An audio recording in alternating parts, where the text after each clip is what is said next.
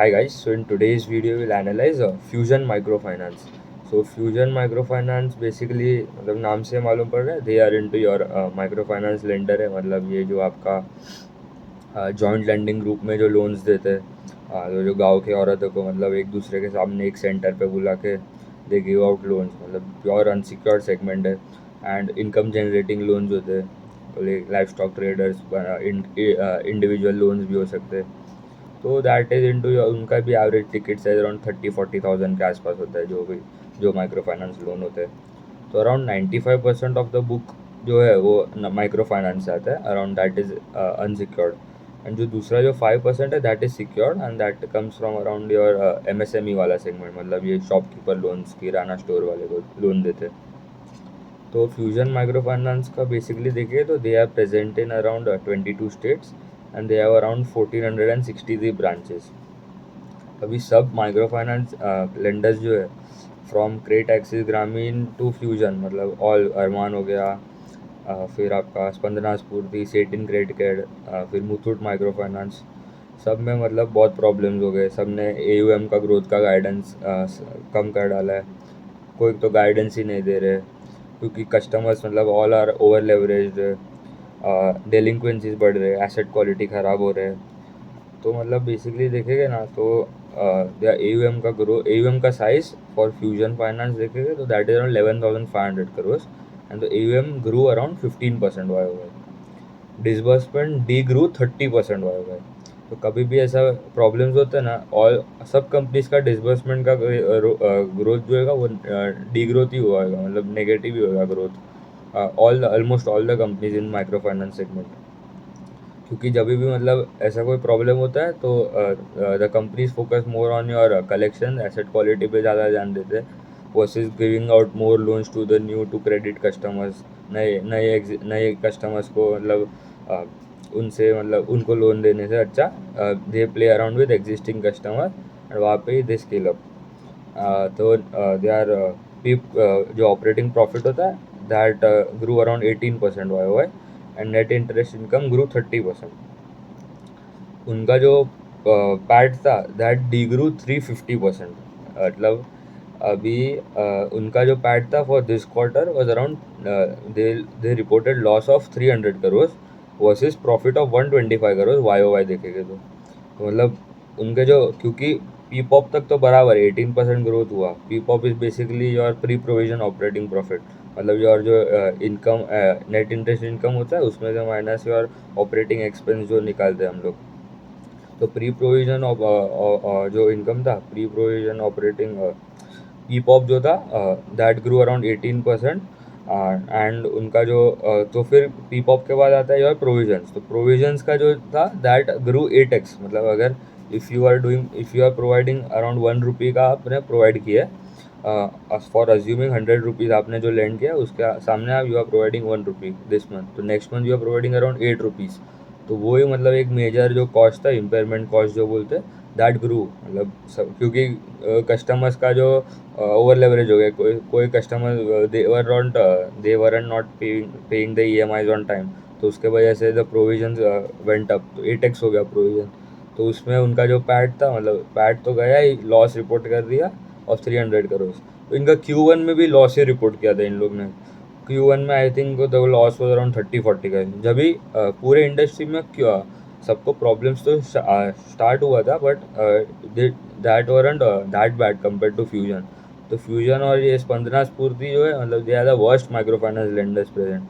सबसे टॉप पे आपके आते हैं क्रेडिट एक्सिस ग्रामीण मुथूट माइक्रो फाइनेंस एंड ये अरमान उसके बाद आता है सेठ इन क्रेडिट केयर फिर Spandana and then fusion micro finance तो आपको मालूम पड़ना चाहिए कि कौन से सेक्टर में कौन सा बेस्ट कंपनीज है क्योंकि दूसरे सब companies at that time were growing around 20-25-30% के आसपास फिर इनका जो कॉस्ट टू इनकम रेशियो है that also increase cost to income में बेसिकली और ऑपरेटिंग कॉस्ट कोर ऑपरेटिंग जो कॉस्ट होता है डिवाइडेड बाय योर इनकम तो around if you are earning around 100 rupees तो आपका जो operating expense is assuming 40 rupees तो कॉस्ट टू इनकम इज़ 40% तो इनका 40% है वर्सेज 36% इनका कॉस्ट टू इनकम भी बढ़ गया क्योंकि इनके मतलब अभी कलेक्शंस पे ज़्यादा फोकस कर रहे तो कलेक्शन पे अभी जो एम्प्लॉयज़ थे वो भी छोड़ रहे उनके जॉब तो उनको नए एम्प्लॉयज़ लाने पड़ेंगे, नए टीम्स भी बिठाने पड़ेंगे, क्योंकि कलेक्शन पे ज़्यादा फोकस करना है। डिसबर्समेंट तो अभी स्लो ही हो गया पूरा।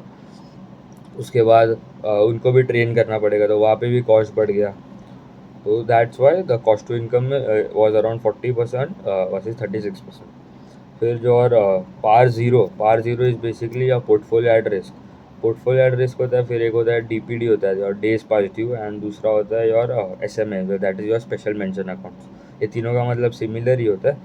तो पार ज़ीरो इज़ बेसिकली ऐसे कस्टमर्स जिसका at least 1 day has been passed from the EMI date, but they still haven't paid the interest।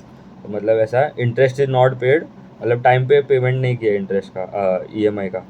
तो फ्यूजन प्लस 3 मतलब फ्यूजन, ये कस्टमर जिसने फ्यूजन से भी लोन लिए और दूसरे 3 लेंडर से भी लोन लिए, उनका देखेंगे तो दैट वाज अराउंड 23% देखेंगे तो PAR zero. And fusion plus 4 और मोर, मतलब 4 से लिए एटलीस्ट फ्यूजन से तो लिया ही है, प्लस 4 और मोर मतलब 5 6 7 जितने भी हो सकते हैं, उसका था अराउंड 30% के आसपास। और इंडस्ट्री का एवरेज देखेंगे दैट इज़ अराउंड 15%। तो इनका ऑलमोस्ट डबल है फ्यूजन प्लस 4 वाला जो देखेंगे तो पार ज़ीरो। तो दैट टेल्स दैट मतलब कस्टमर का क्वालिटी बहुत ही ख़राब है, credit quality is very bad and they aren't able to pay EMIs on time. इनके टॉप 5 स्टेट्स देखेंगे तो दैट इज़ और यूपी में अराउंड 93% का कलेक्शन एफिशिएंसी है। तो यूपी मतलब टॉप स्टेट्स में यूपी है, बिहार, ओडिशा, MP। यूपी का जो कलेक्शन एफिशिएंसी है दैट इज़ अराउंड 93%। उसका मतलब if you are a lender, ठीक है, and आपने कैलकुलेट किया है कि ये महीना मुझे EMI में टोटल कस्टमर से पेमेंट आना चाहिए around 100 rupees, but you are getting only 93 rupees, तो your collection efficiency is basically 93% for that month. फिर बिहार का अराउंड 93.5% ये कलेक्शन है। ओडिशा में कम है around 88% and MP is also around 89%। तो वहाँ पे मतलब पहले इनका अराउंड 99 सबका मतलब देखेगा माइक्रो फाइनेंस में अराउंड 95 98% 99% होता था कलेक्शन एफिशिएंसी। अभी it has come down to around 93% 90% के आसपास। तो वहाँ पे भी मतलब प्रॉब्लम्स है। फिर जो ग्रॉस नॉन परफॉर्मिंग एसेट्स है that were around 9.4% versus 2.7% YOY देखेंगे तो मतलब GNPA इज बेसिकली और ग्रॉस नॉन परफॉर्मिंग एसेट्स, मतलब द इंटरेस्ट जो आने वाला था EMI, the customer has not paid the EMI for 3 months। मतलब इंटरेस्ट जो था interest between interest for customer has not paid the interest for at least 90 days के ऊपर। तो दैट इज़ अराउंड 9.4%। एंड जो आपका क्वार्टर एंड क्वार्टर भी देखूँ तो दैट वाज लास्ट क्वार्टर में अराउंड 5.5 GNPA, अभी 9% हो गया। And net non performing asset is basically और gross GNPA minus of provisions कितना किया है। तो that was around 2.4% in NPA for this quarter versus 0.7 YOY। And quarter on quarter देखूँ तो last time it was around 1.3%। तो वो भी मतलब बढ़ ही रहा है। मतलब आपको खाली उसका ऐसा एब्सोल्यूट नंबर कभी नहीं देखना है कंपनी का। अभी जैसे वो रेपको होम फाइनेंस है, उनका तो GNP अराउंड 3-4% है, बट वो कंसिस्टेंटली डिक्लाइन हो रहा है, मतलब अराउंड 5-6% था, वहाँ से अभी 3% हुआ है। और इनका NNP है 2% है, 2.5 जितना। तो अगर एब्सोल्यूट कंपेरिजन करेंगे तो you will think that fusion is better. ऐसा नहीं है, बट आपको देखना पड़ेगा कौन से डायरेक्शन में जा रहे हैं NNPA का। कोई भी पैरामीटर, ROE और ROA भी, ROE और ROE दोनों इनका जो नेगेटिव हो गया क्योंकि लॉस ही रिपोर्ट कर दिया इसीलिए। एंड यील्ड जो होता है basically, yield is basically the rate at which fusion will lend to the its customers. तो दैट इज अराउंड 21.5% है and versus 21.7% YOY।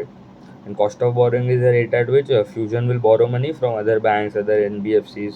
That is around 10.1% versus 10.6% YOY। And spread is basically your yield, जो जिस rate पे आप lend करते हो minus your cost of borrowing, तो that comes to your spread. तो spread is around 11.5% versus 11.1% YOY। तो उन्होंने अभी जो दिया मतलब जो AUM है ना इनका, उसमें से around 620 crore of the AUM comes from MSME वाला सेगमेंट। एंड मतलब उसमें जो शॉपकीपर्स वाले का लोन देते हैं। एंड इनको है ना बेसिकली अभी रिसेंटली उनका जो रेटिंग था वो भी डाउनग्रेड कर दिया था, क्योंकि इतना मतलब कोई भी कंपनी जो भी इनको जब कैपिटल देता है काम करने के लिए, तो उनको भी मतलब इंटरेस्ट तो मिलता है। डेट इनके जो होएगा बॉन्ड्स जैसे वो सब समझ लो होएगा, बहुत सारे सेगमेंट है अंदर। तो उनको भी मतलब उनको भी लग रहा है कि they are more risky compare to other NBFC और अदर माइक्रो फाइनेंस लेंडर। तो इनको भी डाउनग्रेड मिल गया, तो मतलब they have to borrow money at a higher rate, तो कॉस्ट ऑफ बोरोइंग जो है ना उनका बढ़ गया। एंड जो इनका उन्होंने अभी जो एम एफ आई एन करके जो है ना, मतलब एक सेल्फ रेगुलेटरी ऑर्गेनाइजेशन है फॉर माइक्रो फाइनेंस, ऑल पूरे इंडस्ट्री के लिए, माइक्रो फाइनेंस इंडस्ट्री के लिए। तो उन्होंने दो रूल्स बनाए थे कि एक रूल था customer can not borrow more than 2 lakhs from cumulative from all the lenders जितने करने थे। And they have made another rule that a customer can not borrow money from more than 4 lenders। तो वो तो industry का rule है। तो इन्होंने क्या रूल बनाया खुद के लिए कि हम लोग और थोड़ा प्रिकॉशन लेंगे, and we will not lend to a customer if his amount जो आउटस्टैंडिंग जो ड्यू अमाउंट होगा that is greater than 1.5 lakh. मतलब वो क्रेडिट क्वालिटी पे अभी ज़्यादा फोकस कर रहे हैं। अभी तो मतलब अभी सब खराब तो हो गया है, अभी फोकस करना चालू किया है। एंड अभी everyone in the micro finance segment, मतलब ये जो लार्जेस्ट प्लेयर है क्रेडिट एक्सिस ग्रामीण, अरमान हो गया, मुथूट माइक्रो फाइनेंस, एंड मतलब they are thinking that by Q4 के एंड तक दिस मैटर शुड मतलब स्टेबल है, और उसके बाद they will focus more on the growth. And overall तो देखेगा मतलब ऐसे जो माइक्रो फाइनेंस स्पेस में जो अभी सेगमेंट में जो companies that are growing around 25% के आसपास थे, क्रेडिट एक्सिस ग्रामीण, उनने उन्हें गाइडेंस कम कर दिया था। अराउंड नया गाइडेंस था around 10-12%। Arman was around growing around 30-35% के आसपास, उन्होंने अभी कम कर दिया, अभी गाइडेंस ही नहीं दिया इन्होंने भी। Fusion has also not given any guidance.